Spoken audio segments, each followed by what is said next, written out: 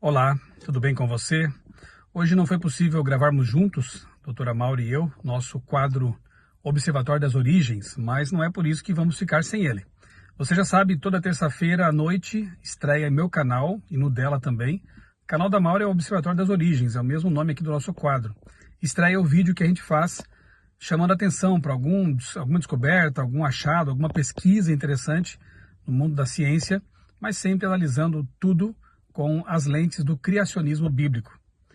Hoje, então, a doutora Maura vai comentar mais algumas dessas descobertas, dessas curiosidades científicas, mas antes, quero lembrar você de que estamos fazendo uma campanha para que ela possa continuar seus estudos.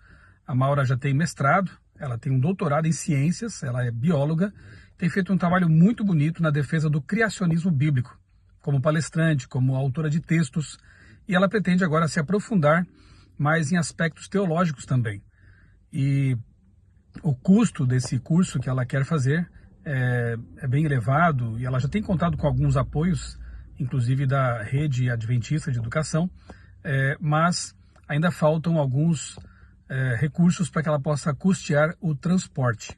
Eu vou deixar aqui na descrição do vídeo as informações que nós já colocamos na semana passada para que você, se sentir o desejo de apoiar esse trabalho, esse ministério que ela faz e eu também aqui voluntariamente, você possa fazê-lo, tá bom? Confira depois na descrição as informações sobre como apoiar a Maura nesse propósito, nesse projeto que é muito importante, nobre. Maura, tudo bem com você? Quais são os destaques do nosso quadro Outra Leitura desta semana? Olá, Michelson. Olá, pessoal que tá aí de casa, tudo bem? Vamos falar então dos assuntos de hoje. Eu separei três notícias, eu vou fazer um comentário muito breve. A primeira você já tá vendo aí. A primeira, o título é o seguinte: habitantes de Papua Nova Guiné têm genes dos denisovanos, diz estudo. Bom, para você que não tá muito, né, familiarizado com esse nome denisovano, esse denisovano seria um primo do homem, né, da espécie humana. Ele, junto com os neandertais, eles compartilham o ancestral comum. É como se fossem, tipo, primos, assim, do homem.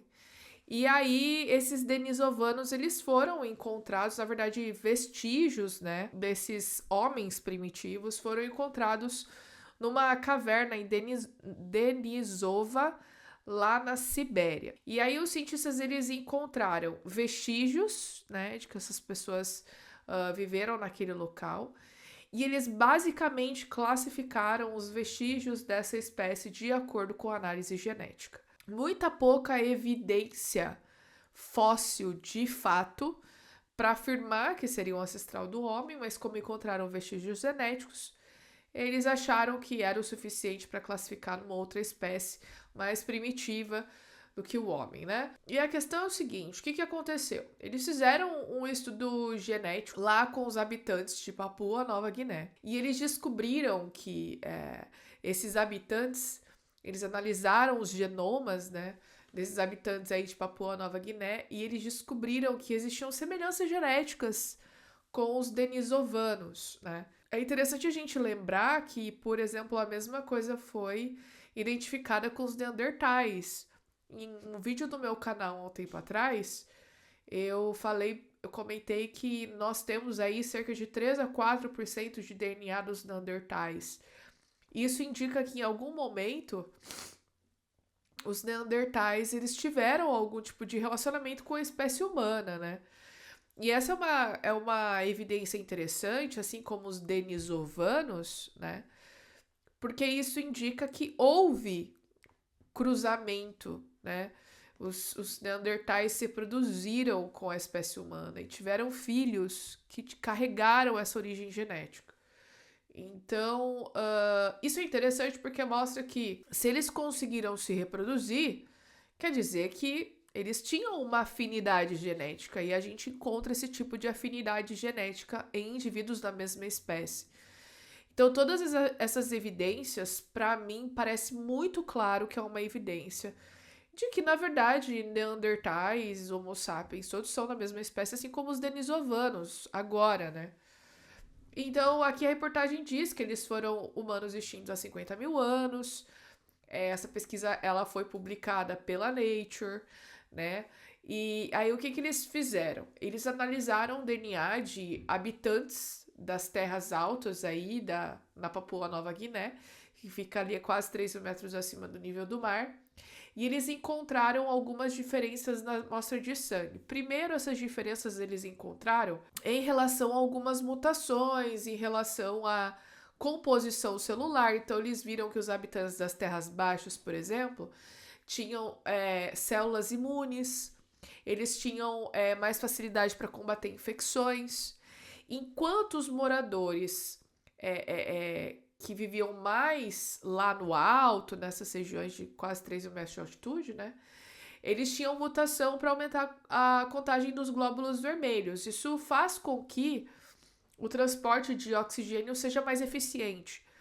É interessante a gente notar também que essa não é uma característica exclusiva desses habitantes da Papua Nova Guiné que moram em lugares mais altos.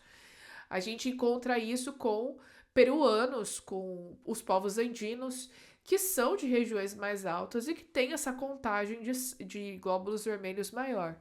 Isso acontece com a gente quando a gente passa um tempo nessas regiões e a gente desenvolve uma contagem maior também, né? Porque o nosso corpo está se adaptando nessas regiões mais altas, o ar é rarefeito.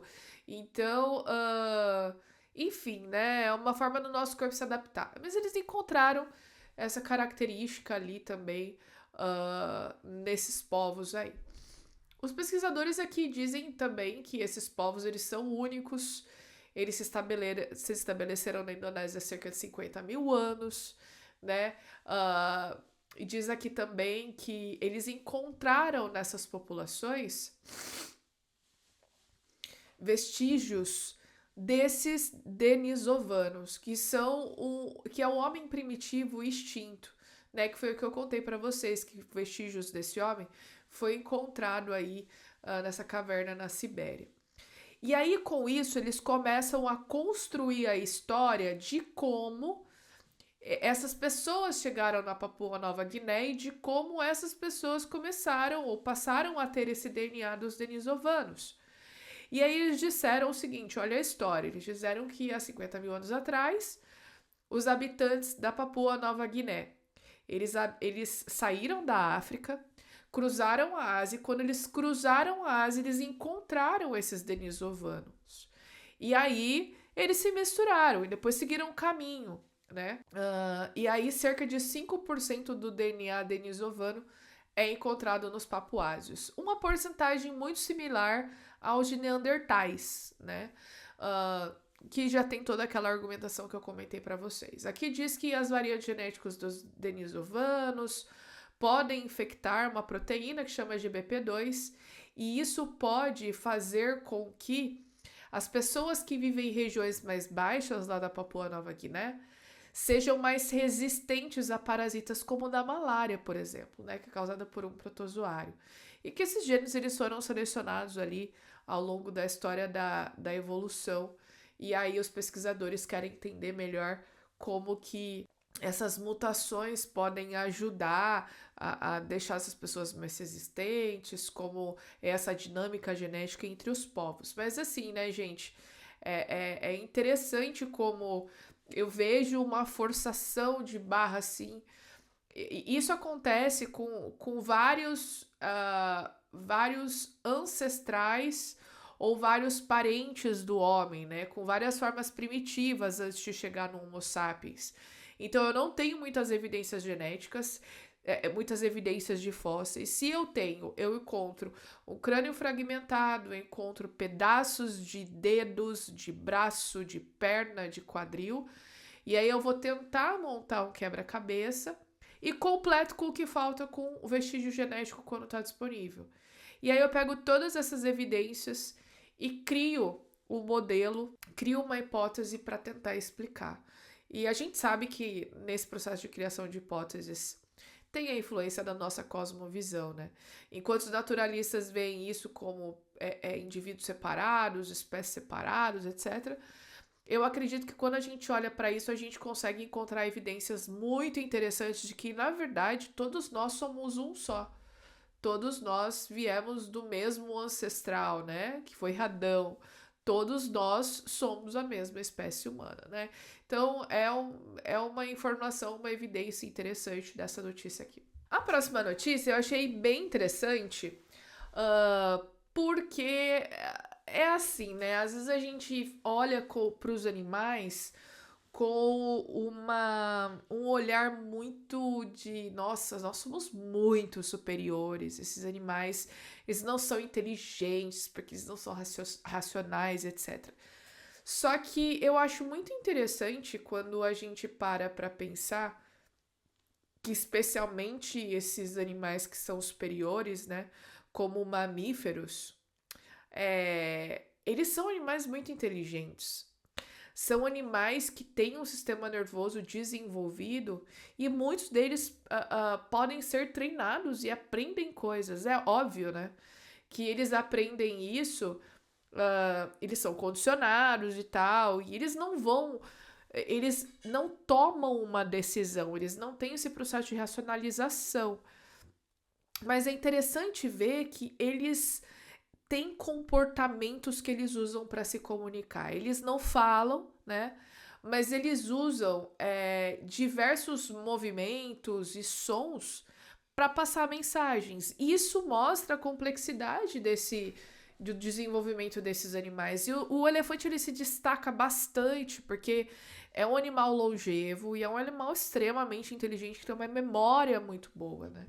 Eu achei interessante essa notícia que diz o seguinte, ó, ronco, rugido ou mostrar o traseiro. O estudo acha 20 gestos que elefantes usam para manter vínculos sociais. Então, o que aconteceu? Essa pesquisa aqui estudou esses elefantes que ficam numa reserva lá na savana africana do Zimbábue, né? E os cientistas encontraram determinados comportamentos, determinadas sons e etc. que os elefantes usam para se comunicar. Olho no olho, tipo, um olhando para o outro, faz determinado gesto para chamar atenção enquanto o outro está olhando. E outro tipo de movimento para chamar atenção quando o outro não está olhando, por exemplo, né? Então, os elefantes, por exemplo, diz aqui a pesquisadora, que é a bióloga cognitiva, né, que é a autora desse estudo, que os elefantes vivem numa chamada sociedade de fissão-fusão, ou seja, eles se separam, se reúnem novamente, se encontram depois de horas, dias ou meses, mesmo que eles tenham passado esse tempo muito longe um do outro. Deixa eu achar o nome aqui da pesquisadora para ressaltar aqui o trabalho da pesquisadora. Bom, ela não traz aqui a reportagem. Assim que eu encontrar, eu cito, tá bom?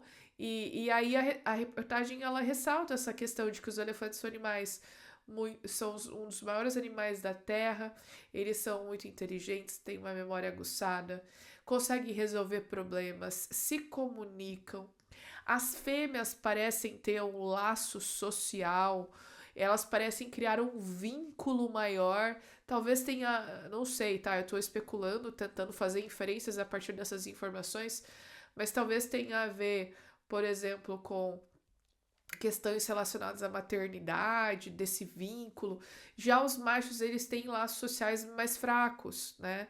Então, eles se reúnem quando existe alguma situação de risco, às vezes eles se cumprimentam um cheirando o outro, eles usam a tromba.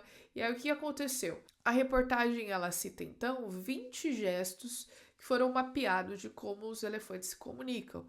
Então, eles selecionam gestos visuais, acústicos, táteis, tendo em conta se o parceiro de saudação está olhando para eles ou não, o que sugere que estão conscientes das perspectivas visuais dos outros. Eles preferem usar gestos visuais quando o parceiro está olhando e táteis quando não está. Então, eu vou me balançar ou balançar minha tromba quando o parceiro está olhando, mas quando ele não está olhando, eu pego a tromba e dou uma cutucada nele, por exemplo, né? Enfim, e isso é bem interessante porque mostra que esses comportamentos, eles não são apenas comportamentos físicos, enfim, são comportamentos que foram desenvolvidos e que se tornaram os mais eficientes para eles se comunicarem. Inclusive diz aqui que eles têm uma glândula chamada de glândula temporal, que fica entre o olho e a orelha, que secreta uma substância que é chamada de temporina. E essa substância é usada para que os elefantes possam se identificar ou até mesmo demonstrar o estado emocional e sexual do elefante, né? Então eles usam as trombas para poderem e detectar essa substância e poderem então se identificar e se comunicar.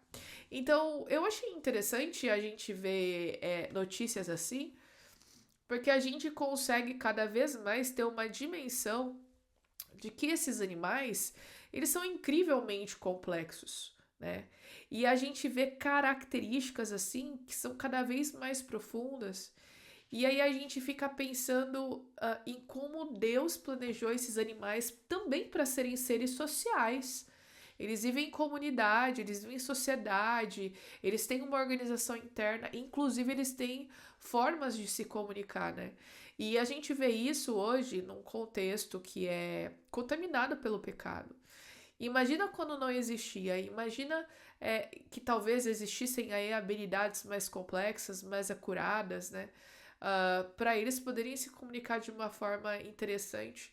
Então é bem legal a gente poder saber algumas curiosidades e alguns aspectos profundos, que esses animais não são apenas animais que são frutos de evolução. Eles são animais que foram planejados. E por terem sido planejados, eles demonstram comportamentos e processos muito complexos. E veja que cada vez mais a gente estuda, mais e mais a gente consegue entender e encontrar coisas mais interessantes sobre eles, né? Isso é bem bacana. O último que eu queria comentar com vocês é essa reportagem aqui, né? Nós temos aqui da New Scientist. A New Scientist é uma revista norte-americana. Você pode fazer assinatura, receber ela física em casa ou ver só as coisas online, né? E ela sempre tem coisas bem interessantes a respeito de ciência. Na verdade, ela é uma revista, né, sobre ciência. E aí esse artigo me chamou a atenção, é um artigo do dia 15 de maio, que diz o seguinte: por que humanos como nós evoluímos, de fato, né? E é interessante a gente ver essa pergunta sendo feita num contexto evolutivo, porque a ciência, ela não se preocupa em explicar o porquê. A ciência, ela se preocupa em explicar o como. Fazer perguntas com porquê, a gente corre o risco de ir para uma área muito filosófica, de tentar encontrar propósito para alguma coisa, né? Objetivo para alguma coisa. Só que a evolução é desprovida de qualquer propósito, é fruto de processos naturais. Então, o que aconteceu? Eu fui dar uma pesquisada sobre essa reportagem, né? E eu achei aqui no Reddit, o Reddit, ele é um fórum que tem na internet, é muito usado pelos gringos, pelos americanos, para discutir questões. E eles postaram, né, essa reportagem aqui no Reddit. E eles fizeram vários comentários. E aí uma pessoa realmente ela estava se questionando essa questão do porquê. E para ela, na verdade, esse texto ele foi esse título foi bolado de uma forma errada, porque deveria ser como, né? Porque justamente a reportagem fala que quais foram as questões envolvidas na evolução do homem, que foi uma combinação complexa de mudanças ambientais, inovações e tecnologia no sentido do que os primeiros hominídeos, eles, né, depois foram evoluindo ali, e quando eles começaram a construir ferramentas para caçar, depois eles foram desenvolvendo agricultura, enfim. Isso foi sendo importante para o desenvolvimento e para a evolução, né? E até mesmo a competição por alimento, competição por reprodução, porque na evolução o que conta é se você deixa descendentes. Tudo que você faz é para se reproduzir. Então, se você é o maior de todos, se você é o cara mais adaptado de todos, mas você não se reproduz, aquelas suas informações não passam para frente, portanto não são úteis, né? Então, a teoria da evolução, aqui o pessoal estava discutindo essas questões. E assim, o que me chama a atenção, primeiro de tudo, né? Vocês estão vendo aqui a foto da reconstrução do Australopithecus afarensis. O Australopithecus afarensis, de acordo com a teoria da evolução, seria aquela primeira forma que veio do ancestral e que deu origem ao homem. Então, de acordo com a teoria da evolução, eu tenho o ancestral comum. E aí eu tenho as ramificações dos macacos, né? Que existem hoje. E a outra ramificação para o homem. E na ramificação para o homem, o Australopithecus seria a forma de símio, né? Que estaria na linhagem do homem. Então, ali na linhagem do homem, a gente tem dois tipos. A gente tem os hominídeos, que parecem mais com os homens, e os símios, né? São aquelas formas mais parecidas com os macacos. E o Australopithecus, que é a famosa Lucy, talvez você já tenha ouvido falar, é a forma mais famosa porque dizem que ela foi a primeira mulher aí, teria dado origem à espécie humana depois, né? Agora veja como eles constroem esse Australopithecus de uma forma que te faça acreditar que realmente é parecido com pessoas. Porque se você for ver ali, ó, a boca e os dentes são muito parecidos com, enfim, espécie humana, né? É uma boca, óbvio que é uma boca um pouco maior, os dentes são um pouco mais grossos, não tem a organização de dentição que nós temos hoje. Mas os olhos, eles são olhos de humanos. Quando você olha para o macaco, você não vê esse tipo de olho, você vê o olho de macaco. Mas quando eles vão reconstruir, se você procurar aí na internet, você vai ver que o esqueleto que foi encontrado da Lucy é extremamente fragmentado, né? E que isso basicamente, realmente, isso é uma reconstrução, né? Você vê que essa reconstrução é feita de uma forma que te leve a acreditar que ele parece realmente uma pessoa, né? Com esse olho castanho olhando para cima. Então, tipo assim, é muito forçado, muito forçado. Bom, toda essa narrativa evolucionista da origem do homem é muito complicada.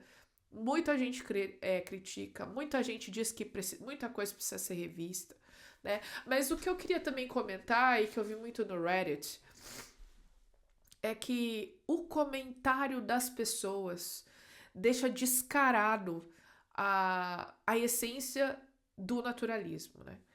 Então a gente vê aqui no comentário das pessoas que não existe qualquer tipo de preocupação com as pessoas em si. Do tipo, não, mas você não vale nada. Você não é importante. O que é importante é reprodução. O que é importante é a espécie seguir em frente, né? Então a gente vê que, assim, é muito estranho a forma como as pessoas que têm essa cosmovisão tratam o ser humano. E aí depois, como é que a gente vai falar com essa pessoa sobre direitos humanos, por exemplo? Como que eu vou falar para uma pessoa sobre direitos humanos com alguém que entende que nós somos apenas mais um animal, né? O que parece até mesmo meio contraditório. Peraí, eu sou apenas um animal para você, né? No sentido evolutivo aí, só que aí depois, peraí, agora eu sou diferente dos outros animais? É meio contraditório isso, eu acho, tá, gente? Tô falando aqui algumas coisas que eu acabo fazendo, enfim, a minha opinião, tá? E depois esses links vão estar ali e você pode conferir tudo direitinho, né? Então ele fala aqui, you could ask this question about an species. Você poderia fazer essa pergunta sobre qualquer espécie. A evolução, ela seleciona aquilo que funciona de fato e elimina aquilo que não funciona, né? Aí depois tem mais algumas discussões aqui. Speculation everywhere. Alguém aí que não tá concordando muito com isso, né? Aí diz aqui, eu pergunto a mim mesmo essa questão cada vez que eu vejo as notícias, mas tristemente não há uma boa resposta. Porque isso funciona e não aumenta ativamente nossa chance de reprodução, porque nós somos incríveis, enfim.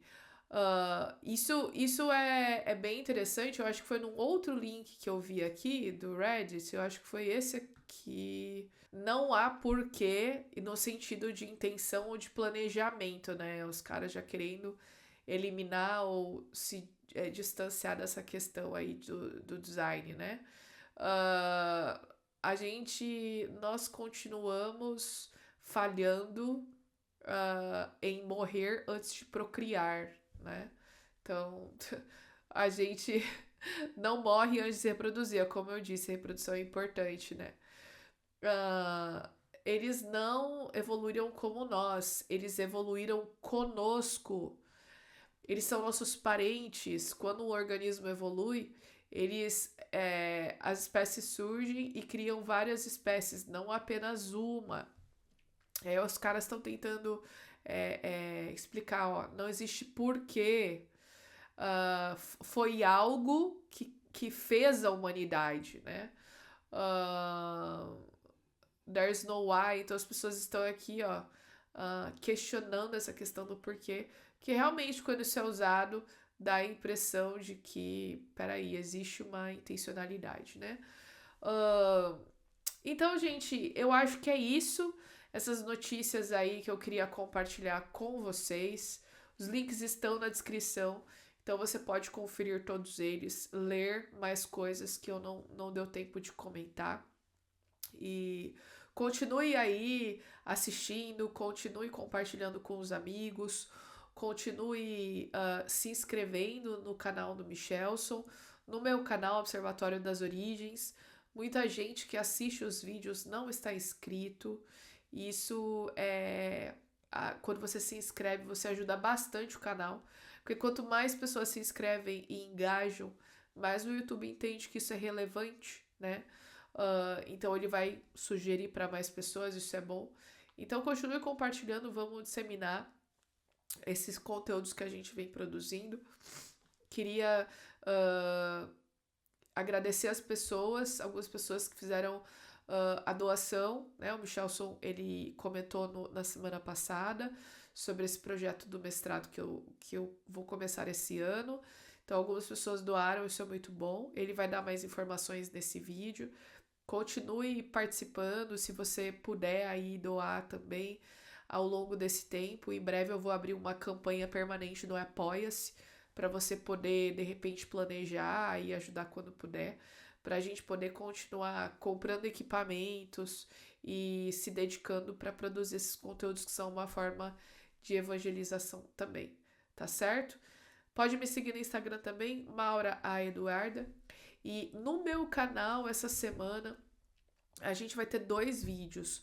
Um deles vai sair hoje à tarde, que é equivalente ao vídeo da semana passada, porque as coisas foram meio intensas, eu não consegui fazer a versão estendida desse programa aqui. E na sexta-feira vai ter mais uma versão estendida com as últimas notícias dessa última semana. Tá bom? Então não perca, canal Observatório das Origens, se inscreva, tá certo? Até a próxima. É isso aí. Obrigado, Maura, por nos trazer mais conhecimento, mais informação, sempre com essas lentes criacionistas, analisando cada coisa de acordo com essa cosmovisão. Quero lembrar você que a Sociedade Criacionista Brasileira, cujo site é scb.org.br, tem muitos conteúdos importantes lá no site. Tem também a loja virtual, você pode ter acesso ali a livros muito interessantes que vão com certeza enriquecer sua vida e ajudar a solidificar a sua cosmovisão criacionista. No site da CPB, cpb.com.br, você também encontra na seção de livros sobre ciência e religião, várias publicações muito boas também para fortalecer aí as suas convicções, tá bem? É isso aí, então ficamos por aqui. Próximo vídeo na semana que vem. E a você que nos acompanhou, um abraço, fique com Deus e até o próximo vídeo.